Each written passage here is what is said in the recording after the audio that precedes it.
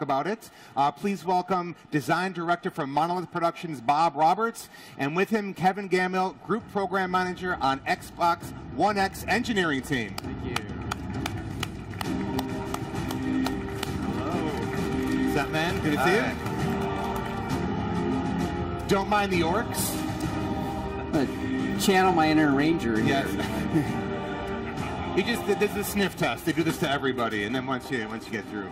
So, Kevin, you guys just had a press conference, but give our viewers and everybody here in the audience, tell us what's so exciting about the Xbox One X. Yeah, we've had a great week at E3 this week so far, and when we kicked off this project, we had kind of three primary principles when we talked about the Xbox One S.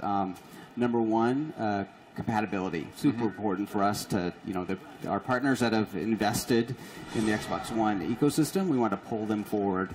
So not only will our games continue to run on the Xbox One X, actually run better.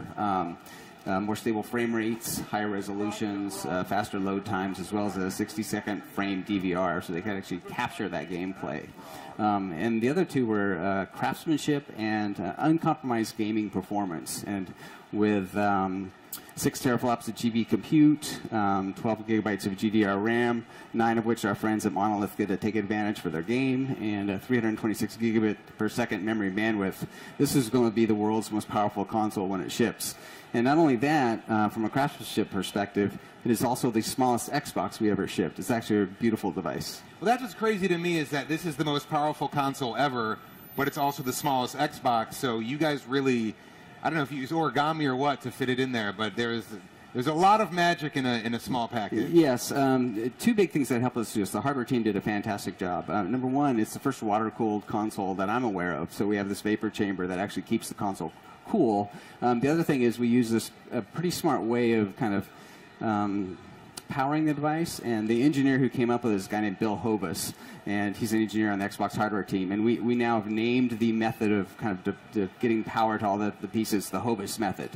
Very cool. I mean, and also you're not just saying here's a beefy machine, have at it. Like, you recently went from 8 gigs to 9 gigs free, so you're really tweaking this and optimizing the hardware so that developers really can maximize the games and everything that comes out. You got it exactly right. And the focus is really uncompromised gaming performance. I want the best version of the games that everyone wants to play to run best on Xbox One X. And so we're optimizing everything we can to actually give the developers kind of the tools they need to deliver the experiences so they run best on Xbox One X.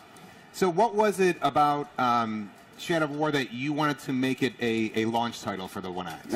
Great question. Number one, they're local, so that always helps. But I'm a huge fan of kind of the Tolkien lore, and I love what Monolith has done with Shadow of Mordor. Great title.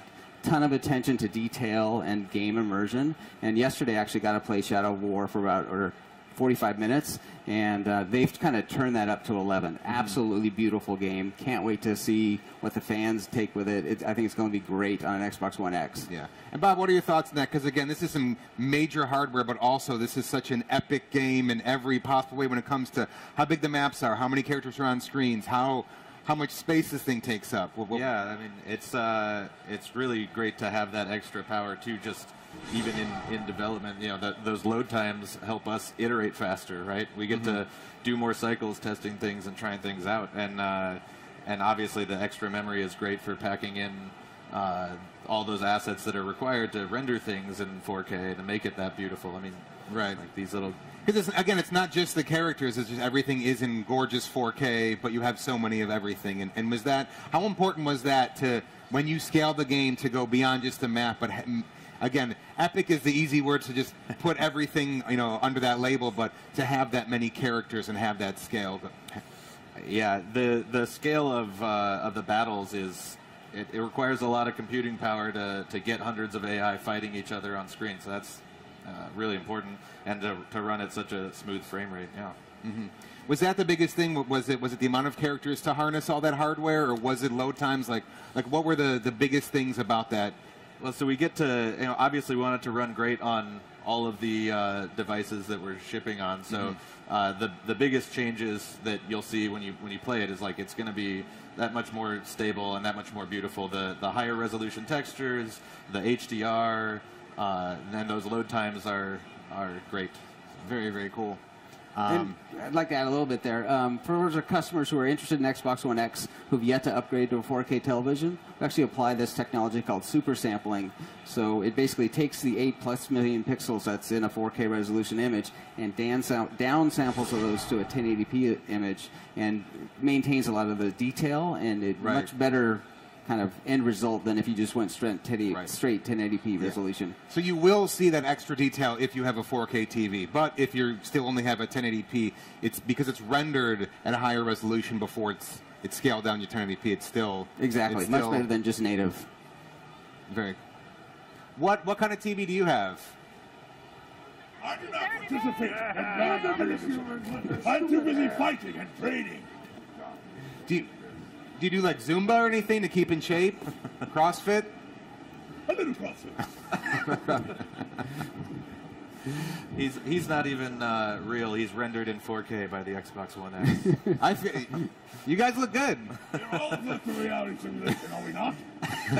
You're in the Matrix now. Well, that was another thing that's cool about the Xbox is that it's not just pretty on the inside. It really is. It's just a very gorgeous, small, compact thing. And again, what you were talking about with the power supply, again, you've liquid cooling, and everything's it's really self-contained to where you're not going to have a big brick on the outside. And it really. Exactly. You kind of touch on the craftsmanship perspective. I mean, the other thing I love about it, so I'm fortunate enough being on the engineering team, I actually have one at home now. And when I first brought it home, I put it right on top of my Xbox One S. And the hardware team was smart enough to basically make the inputs exactly the same as on the S. So you know how usually you kind of peek behind and you try to do it, and you have to do that. I just literally pulled the power cord straight out of the S and just paired them up, and I was off to the races. Yeah. It was great. Everything lines up because again, you get one new device, and the rat's nest you have behind your TV just gets absolutely crazy. But it's very thoughtful and just kind of thinking ahead. Yeah. But I'm really excited about again. It's all the performance, but to see it applied in some launch titles like Shadow of War. I think I'm very excited about what else is going to be coming down the pike for. So am I. It's great to see the team's hard work kind of now show up at E3 where the customers actually get to see it. Again, I think the best version of the games they want to play will actually be on Xbox One X. Cool. So what would you say that the One X does for Shadow of War and vice versa? What does Shadow of War do for the Xbox One X? So I'll let Bob answer that since it's more about his game.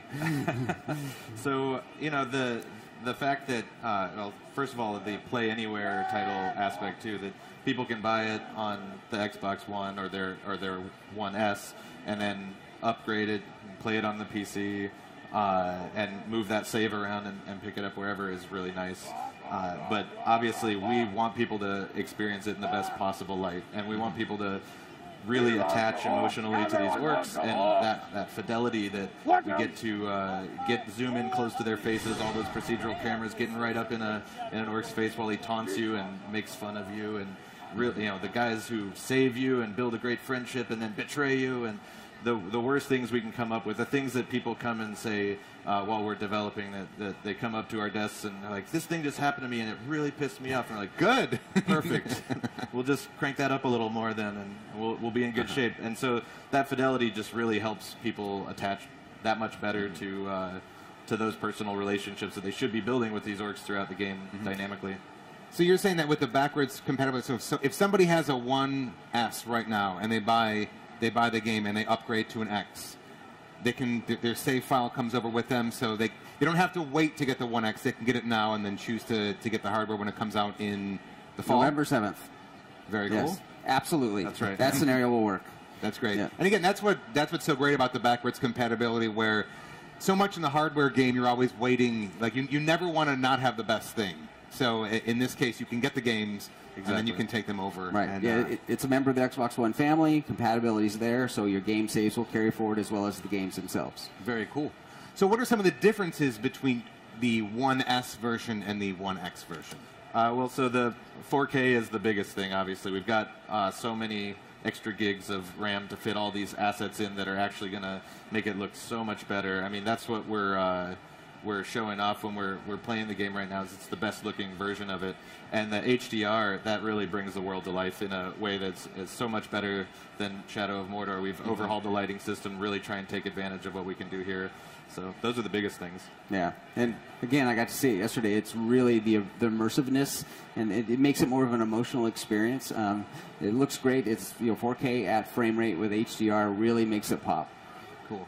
And what's it like developing a game for such a cutting-edge console, where you're like, I have this amazing idea, and how do you deal with the challenges when it's to a brand new platform that's so powerful? For us, we're developing on a lot of platforms, right? And one of the things we don't want to spend a lot of time having to kind of grind against unique little things that get in the way of iterating, right? So when the Xbox One X came along, when we got those dev kits, our engineering team got up and running. They took our Xbox build, got that going within a day. And so there was no wasted effort. Like, we could just put that much more time into optimizing and improving the core game because there wasn't any overhead to get up and running on the new hardware. So that's huge. And then, of course, the load times, like I said before, that speeds up every single iteration. Our worlds are big. So on the Xbox One dev kits, we spend a few minutes every time we try and load the world up. And that few minutes every time can really add up. But with the Xbox One X, it's more like a few seconds, and we can get so many more churns on the content. Right. It keeps you in the game more because you're waiting less. Right. How happy were you to be able to send out those dev kits and those final specs that were so much further ahead than everything else? It was great to see. I mean, kind of again, it got back to the uncompromised gaming performance, and we know in the PC space a lot of the developers already had 4K assets, so we kind of theorized that it would be pretty easy for them to move those over the Xbox X, and that's exactly what we've seen. I mean, similar to stories like Monolith and many other development partners, and they've been able to get their title up and running at 4K at frame rate in a matter of days. Were there any challenges when you have that great of hardware, or when you have an amazing idea and then you go, okay, now we actually have to do this thing? You know, honestly, one of the biggest challenges as a designer is avoiding the temptation to do things that are just pushing it too far, right? We're always arguing with our engineers about, come on, give us just a little bit more, give us a few more AI, give us a little bit more out of this. So trying to keep control of ourselves when we see the specs of this box come in that's tough. And again, when you have such an epic game, it's like, no, I don't want to compromise anywhere. And it's like, well, then this will take 30 years. Yeah, exactly. It's going to be so much. Well, again, the trailers look awesome, and I really hope to hear a lot more about this in the future. Thank you guys so much for coming in. Director of Design, Bob Roberts, and Kevin Gammill from Microsoft, everybody. Thanks. Again, I think there's less orcs over here. Thank you so much. Thanks a lot. Let them out. Just please don't. Please don't. All right, guys, unfortunately, that's all the time we have for today. Thanks so much to Troy Baker, Michael DePlatter, Bob Roberts, and Kevin Gammill, and my boy here who's taken a chair. Decided dominance in his culture. Again, I want to thank everybody for schooling us, even you, when it comes to everything Middle-earth Shadows of War. Tomorrow, we will be taking a special look at the orcs of Shadow of War. Hey, so there's some motivation not to murder me today. They will find another host if we take your life. Yeah, but I feel like we kind of have a good rapport, and given the Nemesis system, I remember when your birthday is. Is it true? Tomorrow is the last day. Not of my life, of E3. Oh, I think they have more in common than you think. Okay. So Michael's going to be back to talk to us about the different tribes of Mordor, which again you guys can weigh in on, and also about all the different advanced classes of orcs, on why this guy's different than this guy, but I think they want to kill me the same. So before you guys go, let's take a moment to read some tweets from the fans. TJ, hopefully he's back. TJ, please tell me you're still alive.